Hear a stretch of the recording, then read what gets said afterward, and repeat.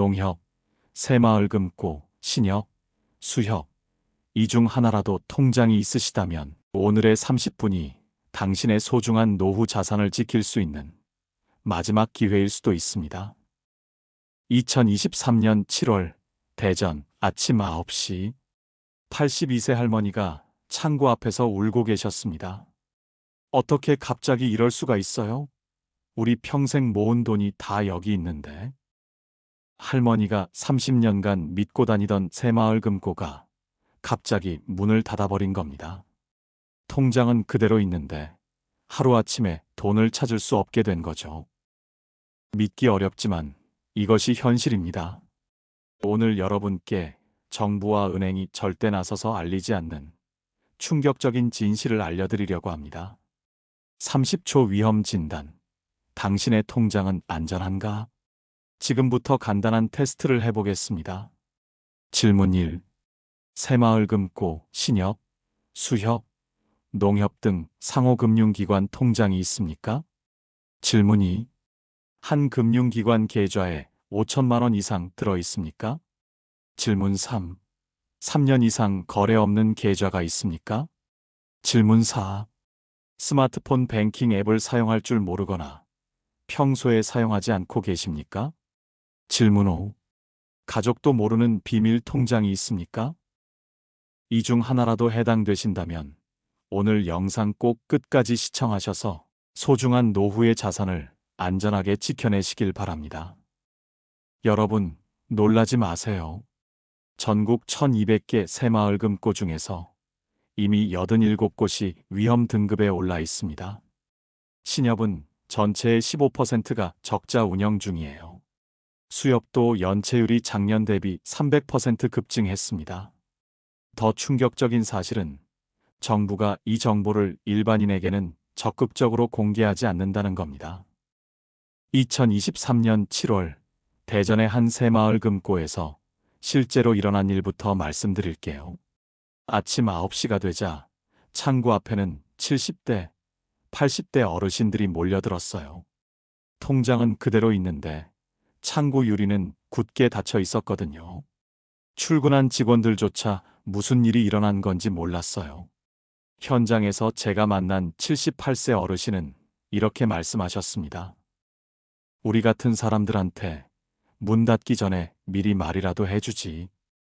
이 돈이 없으면 남편 병원비를 낼 수가 없는데 어떻게 해야 하죠? 대전과 광주 지역 새마을금고 몇 곳이 예고도 없이 영업 정지를 당하면서 하루아침에 은행에 믿고 맡겨둔 돈을 찾을 수 없게 된 겁니다. 그것도 기약도 없이 말이죠. 이 일은 단순히 한 지역만의 문제가 아니었어요. 불과 몇 주 사이에 전국 각지에서 새마을금고 예금 인출 요청이 폭증했습니다.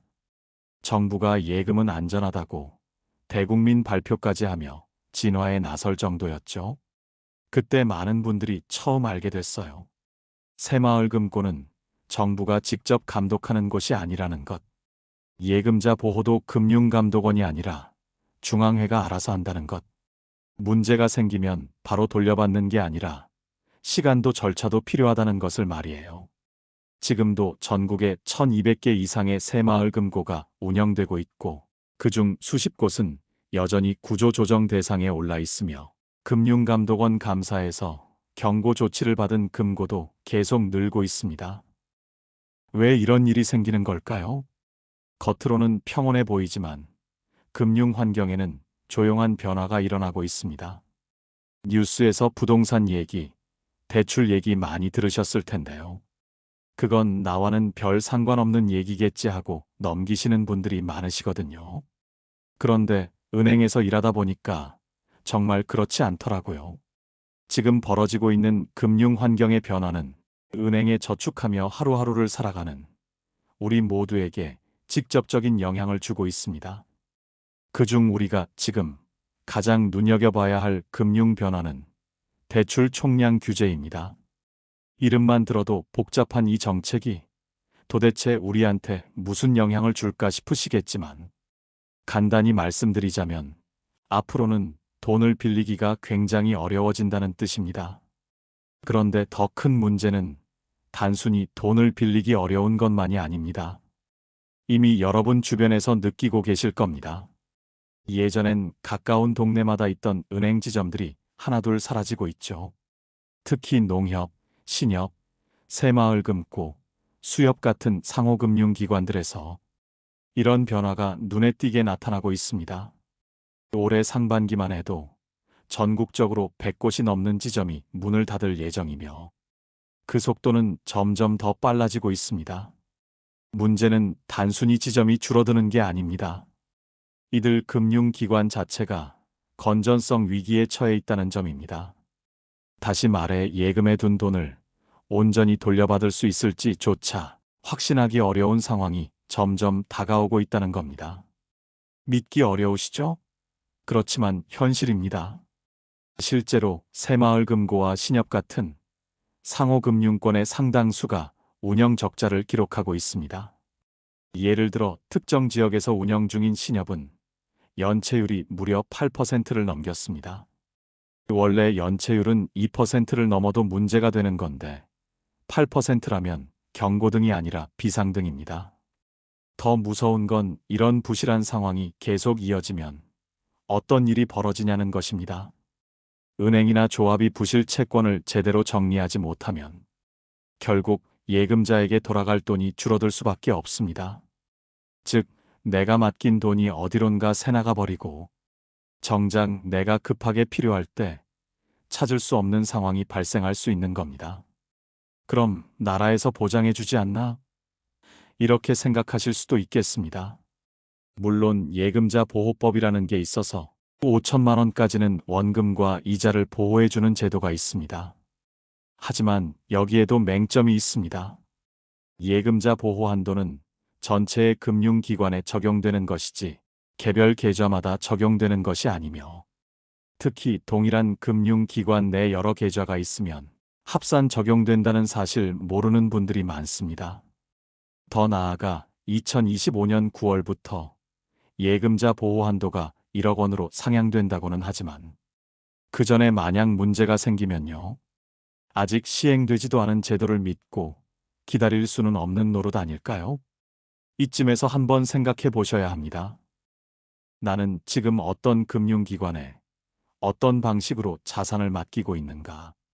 혹시 너무 많은 금액을 하나의 금융기관에 집중하고 있지는 않은가? 그 기관의 재무 상태는 괜찮은가? 우리는 그동안 은행은 안전하다는 믿음을 가져왔습니다. 그 믿음은 어느 정도 맞기도 했지만 시대는 변했고 이제는 무조건 안전하다는 생각은 위험할 수 있습니다. 사실 이런 금융 변화와 문제의 핵심은 부동산입니다. 몇 년 전부터 우리나라 부동산 시장은 끝없는 상승을 이어갔어요. 서울 강남을 시작으로 수도권, 지방광역시까지 번지던 이 상승세는 단지 시장의 논리가 아닌 대출이라는 연료 덕분이었지요. 집값이 오르니 사람들이 무리해서라도 집을 사려 했고 은행은 앞다투어 대출을 내줬습니다.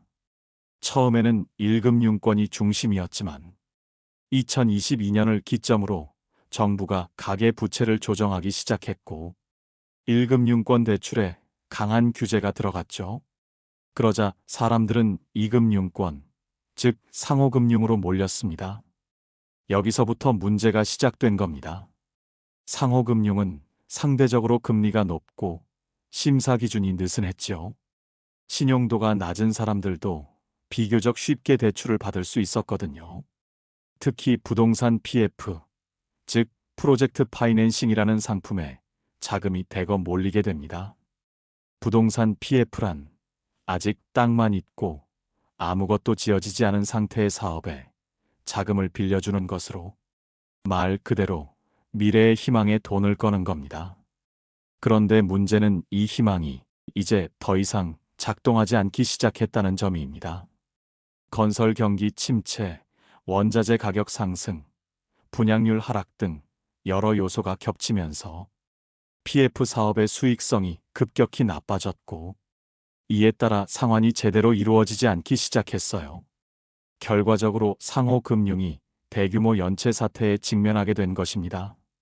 실제로 현재 새마을금고의 연체율은 사상 최고치에 육박하고 있으며 일부 조합은 연체율이 무려 10%를 넘기기도 합니다. 신협, 수협도 상황은 비슷해요. 예전엔 보지 못했던 수치를 매달 갱신하고 있는 실정입니다. 그래서 꺼내든 카드가 앞서 말씀드린 대출 총량 규제입니다. 상호금융기관별로 연간 대출 증가율을 제한하고 대출을 내줄 수 있는 총액 자체에 상한선을 둔 겁니다. 예를 들어 새마을금고는 연간 3.8% 이내, 농협중앙회는 2.8% 이내로 제한이 걸렸습니다. 이 조치가 가져온 영향은 상상을 초월합니다. 작은 슈퍼를 운영하던 73세 박 씨는 30년 넘게 거래하던 새마을금고에 전 재산을 예치해 두었어요. 이자는 조금 더 주는 편이라 안심했죠. 그런데 최근 해당 금고의 연체율이 급등했고 박 씨는 불안감에 해지하려고 했지만 일부 금액은 당장 인출이 어렵다는 이야기를 들었어요. 박 씨는 30년 넘게 여기서 거래했는데 내가 맡긴 돈인데 왜 못 찾게 하는 거예요? 말도 안 돼요 라며 억울함에 며칠을 잠 못 이루었다고 합니다. 사실 어르신들이 새마을금고를 좋아하는 이유는 단순합니다. 집에서 가깝고 직원이 친절하고 금리가 조금 더 높고 무엇보다 3, 40년을 그 창구를 이용하며 살아왔기 때문입니다. 하지만 여러분께서 반드시 아셔야 할 새마을금고와 시중은행의 차이점 세 가지가 있습니다. 첫째, 감독기관이 다릅니다. 시중은행은 금융감독원이 관리하지만 새마을금고는 자체 조직인 새마을금고 중앙회가 스스로 관리합니다. 즉, 정부가 직접 감독하는 것과 자율관리 체계의 차이가 있어요. 둘째, 예금 보호 방식이 다릅니다. 시중은행은 예금자 보호공사에서 보호하지만 새마을금고는 중앙회 자체 기금으로 보호해요. 법적으로 보호 한도는 둘 다 1인당 5천만 원까지로 같지만 실제 문제가 생겼을 때 대응 속도와 안정성에서 차이가 날 수 있습니다. 세 번째 차이점이 가장 중요합니다. 지역마다 경영 상태가 다릅니다. 어떤 지역 새마을금고는 아주 우수하게 운영되고 있지만 다른 지역 금고는 부실할 수 있습니다. 그럼 정부는 어떤 조치를 하고 있을까요? 2023년부터 정부는 전국 새마을금고에 대해 전수감사와 위험등급 분류를 진행 중입니다. 재무 건전성이 낮은 금고에 대해서는 통합폐쇄, 인근 금고로 이관 등 구조 조정을 유도하고 있어요. 하지만 이 모든 과정은 공식 발표 이전까지 일반 고객에게 공유되지 않죠. 즉, 어느 날 갑자기 박 씨처럼 오늘부터 업무가 정지됐습니다라는 안내문을 보고야 자신의 통장이 묶여버렸다는 사실을 알게 될 수도 있다는 이야기입니다. 그렇다면 우리는 지금 무엇을 해야 할까요? 먼저 내거래 금고의 최근 감사 보고서를 요청해 보세요. 새마을금고 홈페이지에서 확인 가능하며 주요 경영 지표가 공개되어 있습니다. 금고별 위험 등급을 확인하고 자산 건전성 비율 100% 미만인 금고는 신중히 접근하세요. 만약 새마을금고에 5천만 원 또는 1억 원 이상 예치되어 있다면 분산 예치하거나 시중은행으로 일부 이전을 고려하세요. 금고 전환 및 해지 조건을 미리 파악하고 폐쇄 통합 가능성이 있는 지점은 담당 직원과 소통해 두는 것이 좋습니다. 앞서 대출 총량 규제 이야기를 했지만 이 규제는 단순히 대출을 줄이는 데서 끝나지 않습니다. 시장 전체에 돈이 흐르지 않게 만드는 결정적인 원인이거든요. 63세 김 씨는 퇴직 후 살던 아파트를 팔고 자녀가 사는 수도권으로 이사하려 하셨죠. 그런데 막상 집을 팔려니 가격이 너무 낮게 나와 고민이 생겼고 새로 이사할 집은 대출이 어려워 자녀 명의로 살 수 없다는 현실에 부딪히셨거든요. 결국 지금도 기존 아파트에 남아 계시지만 생활비는 점점 빠듯해지고 세금 부담은 커져만 가고 있어요. 이런 분들이 지금 대한민국에 정말 많습니다. 그리고 이건 단순히 개인의 문제가 아닙니다. 사회 전체의 구조가 흔들리고 있다는 신호거든요. 젊은 세대는 살 집을 못 구하고 노년 세대는 가진 집을 유지하지 못하는 상황. 이 둘 사이에 연결고리가 사라지면서 주택시장 전체가 정체된 겁니다. 그리고 이러한 정체는 과거의 침체기보다 훨씬 더 복잡합니다. 예를 들어 2010년대 초반만 해도 전세 수요가 강했기 때문에 집을 팔지 않더라도 전세를 놓아 일정한 수입을 얻을 수 있었거든요. 그런데 지금은 전세 시장도 흔들리고 있습니다. 인구가 줄고 1, 2인 가구가 증가하면서 전세보다 월세 수요가 늘고 있고, 이는 전세가 하락으로 이어지며 부동산 보유자들의 수익성을 약화시키고 있습니다. 이런 상황에서 고령층이 가지고 있는 부동산 자산은 점점 유지하기 힘든 짐이 되어가고 있죠. 세금, 관리비, 리모델링 비용 등 모든 부담이 점점 커지는데, 정작 자산은 잘 팔리지 않고 가격은 제자리거나 떨어지고 있습니다. 지금 같은 불확실한 시기에는 어떤 투자보다 예금과 같은 안정적인 자산 관리 방식이 중요하다고 생각하실 수 있어요. 특히 60대 이후 세대에게 예금은 단순한 금융 상품이 아니라 노후의 생명줄이니까요. 하지만 최근 일어나는 금융권의 변화들을 보면 이제는 예금도 마냥 안심할 수 있는 시대가 아니라는 사실을 깨달으셔야 합니다. 상호금융기관들은 상대적으로 금리가 높아서 예금자 입장에서 매력적으로 보이기 쉬워요. 실제로 많은 분들이 은행보다 이자도 더 주고 좋다더라, 돈 넣으면 혜택도 많이 주고 좋다더라고 하면서 정기예금이나 적금을 들어두셨을 거거든요. 하지만 우리가 알아야 할 점은 이 금리는 위험을 반영한 것이라는 점이에요. 금리가 높다는 건 그만큼 그 기관이 자금을 끌어오기가 어렵다는 뜻이거든요. 돈이 모이지 않으니 높은 이자를 주고 유치하는 것이고, 그만큼 재무 건전성이 낮을 가능성이 있습니다. 이 말은 곧 여러분의 예금이 돌려받지 못할 위험에 노출되고 있다는 뜻입니다. 은퇴 후 전세금으로 여유 자금을 굴리던 68세 박 씨는 신협이 높은 이자율에 이끌려 1억 2천만 원을 정기예금으로 가입했어요. 그런데 몇 개월 후 해당 조합에서 연체율이 급증하면서 인출 제한이 걸렸고, 그 이후 부실 우려로 조기 해지조차 어려운 상황이 되었죠. 결국 박 씨는 갑자기 아픈 남편의 병원비 마련에 큰 어려움을 겪게 되었어요. 이 사건은 어찌 보면 특별한 경우처럼 보일 수 있습니다. 하지만 지금의 금융 환경에서는 언제든 누구에게나 벌어질 수 있는 일입니다. 그래도 예금자 보호법이 있잖아라고 생각하실 수도 있죠. 하지만 그 보호는 일정 금액까지만입니다. 그리고 한 가지 더. 예금자 보호는 파산이 확정되고 나서야 작동합니다. 그 사이 예금 인출이 제한되거나 지연될 수 있고, 당장 의료비나 생활비가 필요한 상황에서는 큰 불편을 겪을 수 있습니다. 중요한 것은 우리가 예금을 어디에 어떻게 나누어 두고 있느냐입니다. 노후 자산을 안전하게 지키기 위한 기본 원칙을 말씀드리겠습니다. 첫째, 금융기관 분산입니다.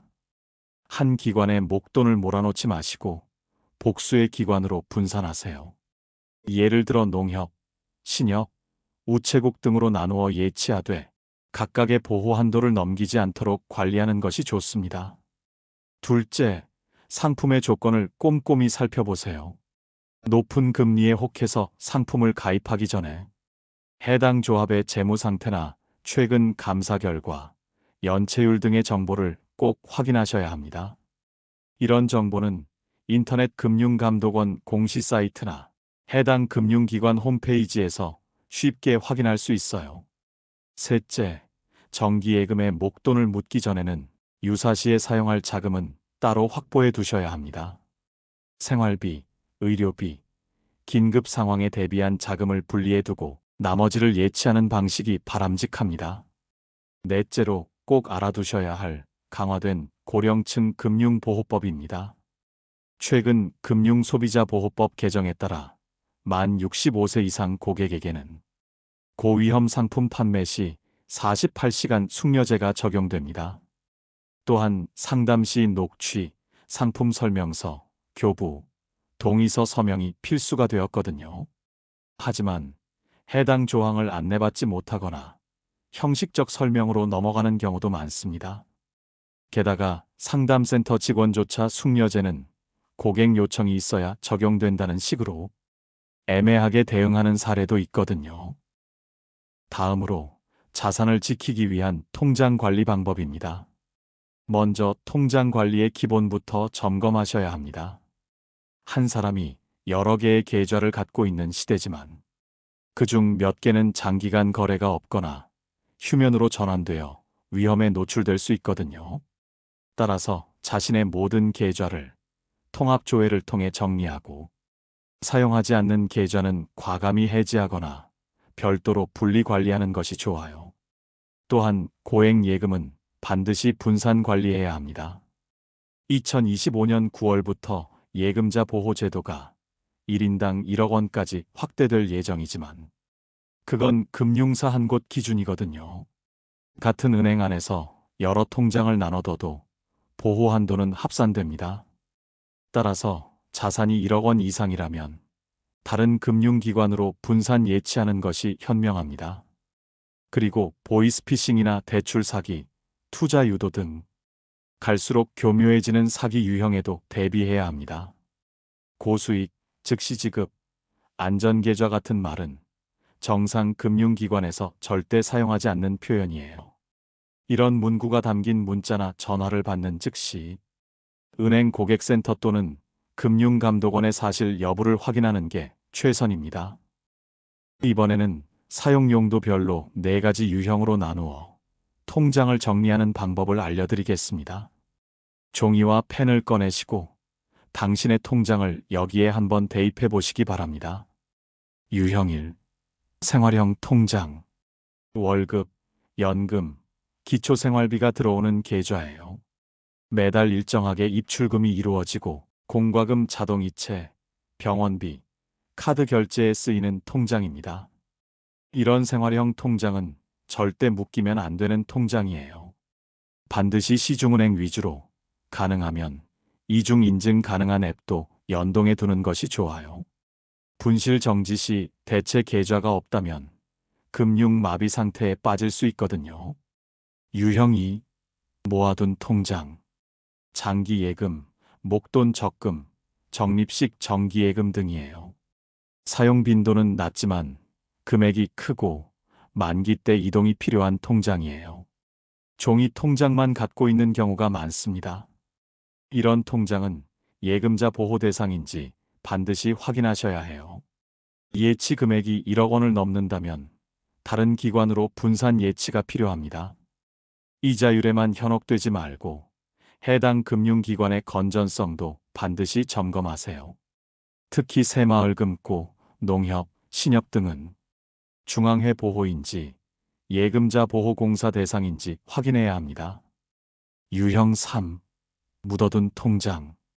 수년째 사용하지 않은 계좌. 가족 명의로 만들어준 용돈 통장 또는 비상금 통장이에요. 이미 휴면 계좌로 전환됐거나 조회가 안 되는 경우도 있어요. 주의하실 점은 휴면 전환 시 일정 기간 후 국고로 귀속될 수 있다는 겁니다. 필요 없는 계좌는 해지하시고 필요한 계좌는 다시 활성화하세요. 계좌 통합 관리 서비스나 페이인포에서 통합 조회 및 정리가 가능합니다. 특히 불필요한 계좌는 반드시 해지하시는 것이 좋아요. 오래된 계좌는 보이스피싱의 표적이 됩니다. 유형 4. 디지털 사각지대 통장. 인터넷이나 모바일 뱅킹에 연결되지 않은 상태의 통장입니다. 본인도 잔액 조회를 창구에서만 하시고 가족이 대신 관리하거나 정확히 파악 못하는 경우입니다. 누군가 접근했는지 확인조차 못하는 맹점 계좌거든요. 반드시 앱에 등록하시거나 가족에게 명확히 관리 상태를 알려두세요. 내가 뭘 잘못했다는 거예요? 내 돈인데 왜 보내지 못하게 하는 거죠? 서울 양천구에 거주하는 72세 최 씨는 손주의 등록금을 이체하려다 황당한 일을 겪으셨어요. 2천만 원이 통장에 있는데도 거래가 되지 않고 이체 제한, 금융사기 예방 대상이라는 메시지가 떴거든요. 이 씨는 당황했고 결국 은행을 방문해 20분간 해명을 해야만 했어요. 은행 직원이 건넨 말은 이랬습니다. 어르신, 고액 송금이시고 오래 사용 안 하신 계좌에서 처음 보내시는 분한테 이체하시려다 보니까 혹시 모를 사고 방지 차원에서 제한이 걸렸어요. 최 씨는 그 자리에서 이렇게 말했죠. 아이고, 이제는 내가 내 돈 쓰는 것도 허락받아야 하는 세상이 됐네요. 언제부터 왜 이런 제한이 생겼을까요? 사실 이체 제한은 갑자기 생긴 게 아니에요. 2020년대 초반부터 은행권에서는 고령층과 취약계층을 대상으로 한 보이스피싱 피해가 급증하면서 정부와 금융기관이 공동으로 자동 모니터링 시스템을 도입하기 시작했어요. 이 시스템은 거래 패턴, 금액, 나이, 수신인 정보 등을 종합 분석해 위험하다고 판단되면 자동으로 거래를 지연, 보류 또는 차단합니다. 이른바 이상거래 탐지 시스템 FDS라는 기술입니다. 그렇다면 어떤 조건에서 제한이 걸릴까요? 은행들은 공개하지 않지만 다음과 같은 조건이 동시에 작동하면 실제 사례에서 높은 확률로 제한이 발생합니다. 65세 이상이면서 오랫동안 거래 없던 계좌에서 1,000만 원 이상을 처음 보내는 사람에게 모바일이나 ATM으로 송금할 때 이런 조건들이 겹치면 높은 확률로 제한이 걸립니다. 이 경우 앱에서는 이체 제한, 은행 방문 필요라는 메시지가 뜨고 창구에서는 추가 확인 절차가 필요합니다라는 안내를 받습니다. 심지어 몇몇 은행은 가족 동행, 전화 확인, 서면 동의서를 요구하기도 합니다. 최 씨처럼 본인 명의 계좌의 예금이 충분하고 실제 사기와 무관한 정상적 이체임에도 불구하고 이상거래로 판단되어 불편을 겪는 사례가 끊이지 않고 있습니다. 이런 제한을 피하기 위한 실용적인 방법들을 알려드리겠습니다. 1. 고액 이체는 창구에서 하세요. 2. 정기적으로 소액 거래를 유지하세요. 3. 송금 전에 수신인을 연락처에 등록하거나 같은 은행 내에서 먼저 테스트 송금을 해보세요. 4. 자주 쓰는 계좌 1개에서 2개를 중심으로 관리하고 오래 안 쓴 계좌는 정리하세요. 이제 이체가 막히는 이유를 아셨을 거예요. 우리가 범죄를 저질러서가 아니라 보이스피싱과 같은 범죄에 당할까봐 당하기 전에 막는 구조로 되어 있다는 거거든요. 그러니 이제부터는 왜 막았느냐가 아니라 어떻게 하면 안 막히도록 관리할 수 있느냐로 관점을 바꾸시는 게 좋겠습니다. 은행 창구가 줄어들고 ATM은 철거되고 상담 인력은 줄고 이건 앱으로 하세요. 영상 상담으로 연결하겠습니다. 이런 안내가 당연한 시대가 되었습니다. 앱 사용이 어려우시면 가족과 함께 차근차근 배워보세요. 그래도 어려우시면 창구 상담을 당당히 요청하세요. 이해할 때까지 반복해서 물어보시는 게 당연한 권리입니다. 지금 우리 앞에 놓인 경제 환경은 분명 쉽지 않습니다. 그러나 그렇다고 마냥 두려워하며 손 놓고 있을 수도 없는 일이지요. 위기를 기회로 바꾸는 가장 현실적인 방법은 하나하나 준비해 나가는 일입니다. 기존에는 믿을 만한 금융기관에 넣어두면 안전하다. 부동산은 결국 오른다는 생각이 널리 퍼져 있었지요. 그러나 앞서 살펴본 것처럼 지금은 그 전제 자체가 흔들리고 있습니다. 한번 스스로에게 이렇게 질문해 보세요. 내가 가진 자산은 이대로 괜찮을까? 혹시 내가 너무 한 곳에 몰아놓은 건 아닐까? 내 자산이 시장 변화에 맞게 유연하게 움직이고 있는가? 이 질문에 솔직하게 답해보는 것부터 시작해 보셨으면 합니다. 그리고 지금 같은 시기일수록 누군가의 말이나 유행하는 뉴스에 휩쓸리기 쉽습니다. 특히 유튜브나 커뮤니티에서는 지금이 기회다, 조금만 기다리면 오른다는 식의 자극적인 정보가 넘쳐나거든요. 하지만 그런 정보는 결코 여러분의 노후 생활과 예금 잔고에 대해 책임을 지지 않습니다. 금융감독원, 한국은행, 예금보험공사 같은 공식 채널에서 나오는 데이터를 확인하는 습관을 들이셔야 합니다. 그리고 너무 어렵게 느껴지신다면 믿을 수 있는 전문가의 해석을 참고하는 것도 하나의 방법이 될 수 있습니다. 무엇보다 중요한 건 단기 수익보다 장기 안전을 우선시하는 태도입니다. 예를 들어 고금리를 미끼로 하는 일부 금융상품은 유혹일 수 있죠. 하지만 지금처럼 경제가 예민하게 반응하는 시기에는 그 한 끗 차이가 큰 리스크로 연결될 수 있습니다. 내가 감당할 수 있는 수준의 상품인지, 만기 후 어떻게 운영할지, 중도 해지 시 불이익은 어떤지 등 계약서 조항 하나하나를 꼼꼼히 따져보셔야 해요. 그리고 마지막으로 가장 중요한 것은 절대 혼자 고민하지 마시라는 겁니다. 금융 문제는 혼자 끙끙 앓는다고 해결되지 않습니다. 가족과 상의하고 자녀와 의견을 나누고 필요한 경우 가까운 금융기관의 상담 창구를 이용하는 것이 오히려 더 나은 해답을 찾는 지름길이에요. 최근에는 시니어 전용 금융상담 서비스도 지자체나 은행에서 운영 중이니 적극적으로 활용해 보시기를 권해드립니다. 노후 자산을 안전하게 지키기 위해 오늘부터 실천해야 할 3가지입니다. 첫째, 내 통장 점검하기. 종이와 펜을 꺼내셔서 생활형 통장, 모아둔 통장, 묻어둔 통장, 디지털 사각지대 중 어느 것인지 하나씩 확인해 보세요. 각 통장의 위험도를 파악하고 필요한 조치를 취하는 것이 첫 번째입니다.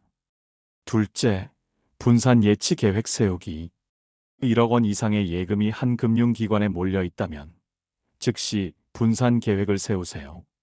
새마을금고, 농협, 신협, 우체국 등으로 나누어 관리하되 각 기관의 건전성도 반드시 확인하셔야 합니다. 셋째, 가족과 상의하기.